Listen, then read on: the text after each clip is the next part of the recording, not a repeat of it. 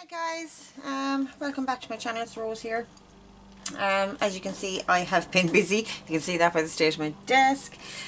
Today's video is your 3 ways video, and today we are working with embossing folders. So I have a few different ones here, and I have some samples made because I actually tried to make the video bringing in and out the machine. What is the machine called? My embossing machine. I have a big shot, I have a Cuttlebug, and I have a small little desk one as well. But it didn't really work out very well bringing the machine in and out. But embossing is very easy to pick up anyway, if you know anything at all about it. So I'm just going to show you the techniques on the pages and explain as I go. So the first technique we're working with, we are using this beautiful folder. Now, there is no name on this one. I am not sure where it comes from. Again, I don't keep my packaging, so I don't know, but it's a lovely damask pattern on it. So what I have done with this one, I'll just find my 2 pieces here.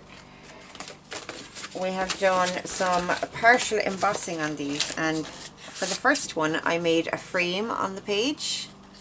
You can see that. Now you could trim off these pieces and have it as a standalone piece as well. And all I did was I took some card. This is 3 mil thick, I think, or maybe 2. But just the back off of a sketch pad or something like that would do. And when I put my paper in, if this is actually card, sorry, when I put my card in here, I lay this on top, run it through my machine. Now I did this one in the Cuttlebug, and instead of using the B plates for embossing, I used just the 1 C plate with the base plate as well. So you'll have to kind of experiment a little bit and figure out your sandwiches for your machine and things like that, and the card that you're using shim. You can use shims and things like that. The other thing I did with this was I took a square piece and I set it, after putting my paper in, I just set it on top like this, and I used the same sandwich that I used for the other one, just my C plate on the Cuttlebug. And I got a square in the center, so that partial embossing on that as well. So lots of different uses for these. I mean, obviously this could be a standalone piece, it could be the cover of a notebook, it could be, you can actually do this in the middle of the page as well. I may be able to demonstrate here. I have on some of my embossing folders, you can see this is all curled up or closed together with tape, but I have split them at the top. I have taken this and I have cut here. So what happens then is you can actually set it in the middle of your page. Line this up on this side, and you can do this in the middle of your page and combine it with this technique, and you have a frame in the middle of your page, or a square in the middle of your page. So that's one of the kind of drawbacks with embossing folders. It stopped me using them for a long time in my journals. I was very frustrated by the fact that a lot of the time, particularly with directional patterns, you could only get partial page embossing done. Now actually this is a nice size folder to do a partial page emboss, but I wanted to be able to emboss a full page if I wanted to, emboss in the center. If I was only going to be able to emboss part of it, I wanted to be able to put that into the center. I wanted to be able to use them as frames in the center of my page as well, which I have actually done on a couple of occasions, and it really kind of adds a little something else to a journal page. But they don't have to be used in a journal page. They could, like I said, they could be used standalone or whatever like that. So that's the first technique that we're using today. Next up, I have these lovelies.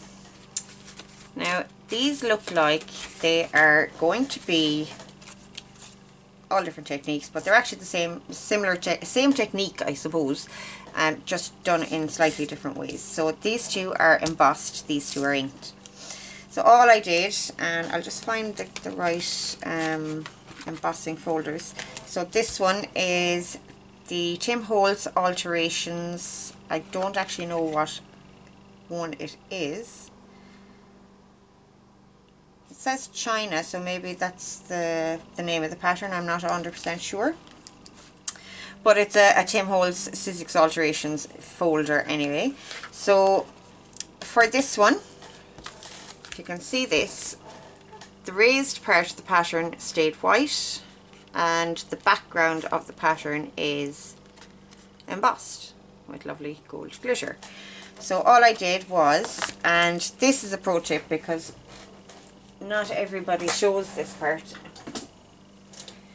you take your Versamark ink and use a brayer to apply it to whichever side of the folder you want. For this effect you would apply it where the background part is raised, which is this side, and you'll be able to feel that yourself. And you can play around with this and get different effects yourself. It's really good fun. So yeah, you load up your brayer with Versamark and roll it on. Make sure you do it a few times, get a good lot of Versamark on there. Put your paper in.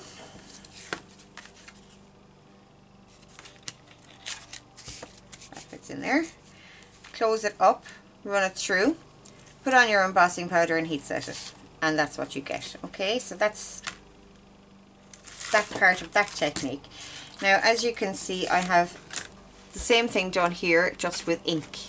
So this is where you'd apply ink on your brayer, put it on the raised part of where the back is raised, the back part of the pattern.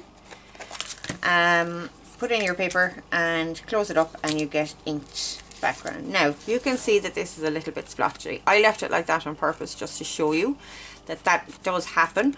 All you do is you reset your piece of paper on your non-inked side of your folder, re-ink this side, close it up again and pass it through again, and you'll get a second layer of ink on top on it. You can do that as many times as you like, okay, to get the coverage that you want. So that is that. Now this is what happens if you ink the other side. So instead of inking the part that's where the background part is raised, if you ink the actual pattern where the pattern is raised, like on this one the flower is raised on this side, and this is what I got from that. Now this is a texture fades type folder, so I didn't get great, it looks like I didn't get great coverage, but that's the nature of the folder itself. If you're doing it that way, you should, if you have solid spaces, we'll say on the flower and things like that, you should be able to get solid pieces here indented into the paper. And you can see that here on the inked one as well. I'll show you the folder that I used for that. I don't actually have a name for this one either. That is that one. If I can find these folders in Amazon, I will put links below the video. So there's the inked one where it's pressed into the background. The pattern itself is pressed into the background. You're essentially using the back part of the pattern, but it looks amazing. It's a letterpress technique basically. Okay, so a lot of people, and I struggled to figure this one out for a while as well, you want to get the raised pattern coloured or embossed, and you want to leave the background the colour of the card. So it took me a while to figure this one out. I don't know why, because it is so simple. And again, it hinges on the use of the brayer. You just load up your brayer, whatever ink you're using, whether it be Versamark for your embossing or just regular ink, and very lightly over and back, and the raised areas will pick it up. Okay, I was very unsatisfied with the results I got using one of these, for instance, for a long time. It never worked out as cleanly as I wanted it to. I always got ink in the background. And that's the nature of a soft pad. I mean, it's going to kind of mold itself around the raised areas and go down into the deeper parts. But with the brayer, because it doesn't mold itself to the raised parts, it stays on top. And make sure you have it on a hard flat surface when you're doing it as well, and you just gently roll over and back. You don't want to press into it that you're pressing the embossing out. but just very lightly over and back with it, and you do it in different directions and you get your inked pattern. And the same with the embossing. I did this with the Versamark ink and embossed it with gold glitter embossing powder. So that is that technique. One that took me a while to figure out, and I hope it enlightens somebody else. I wish there was somebody out there who showed me this years ago. Okay, so the next technique, now I actually have, going back to the one that we did a minute ago with the frames and things, doing the partial embossing. I should have showed you this as well. I just put this partially into my folder. I'm sure it was this one I used actually. I just put it part way in, okay, like this. And on this side, I ran it through completely through the machine. I ran the whole thing through. On the other side, I put it in like this, and I put it through the machine this way, this end first, and I just brought it almost up to the end. I didn't bring it all the ways. Actually, no, I tell a lie. I'm very sorry. I have to do that again. Did I? No, that's correct. Yeah. So I just brought it part ways up. Yeah. And what happens then, see the difference? This one fades off, and this one is a very definite pattern, but just on the edge. So you could do this for edging on pages and things like that, and it'll look really cool. Run your ink pad. I'll just do it with the purple just to show you. Just run your ink pad to catch the highlights. This isn't actually going to catch the highlights. The ink is dried. Not to worry. You know what I mean anyway, with your distress inks and things like that, you can just catch the tops just very lightly. Okay, so that's partial embossing also. Now the next technique is one that I actually came across with Jennifer Maguire, who is absolutely amazing and so creative and talented. She just blows my mind. But this is going to be, I think, a new favourite of mine. So what I did was I took my ink blender and I covered the whole piece with ink very lightly. I put it through my embossing folder, and that was this Tim Holtz 3D embossing folder. I think it's called Botanical. Again, if I find the link for that, I'll put it below the video. Now, I only did half of this so that I could actually show you the technique. So what you're going to need is some sanding paper. Now, the sanding paper that I have is quite rough. Finer sanding paper would probably be better. But I'll work away with this. And you're just going to very lightly take the sanding paper and rub it over the raised parts of your embossing. What it does, it just takes away the top of the card, and it gives it, depending on what you want, it can give it this pop of white. Jennifer was using it for cards, so she kept that nice clean white look. Now, like I said, finer embossing powder would be better. But can you see that? It looks really, I think it looks really vintage, and I actually went over it with, can you see? Distress ink. I think it was Vintage Photo I used, just to kind of age it up even more. So if you can imagine, there you go. I'll actually change it out to do it for you, just so you can see. Oh, this is actually brush corduroy that I'm using. So I'm just going to go over those whitened pieces where we sanded it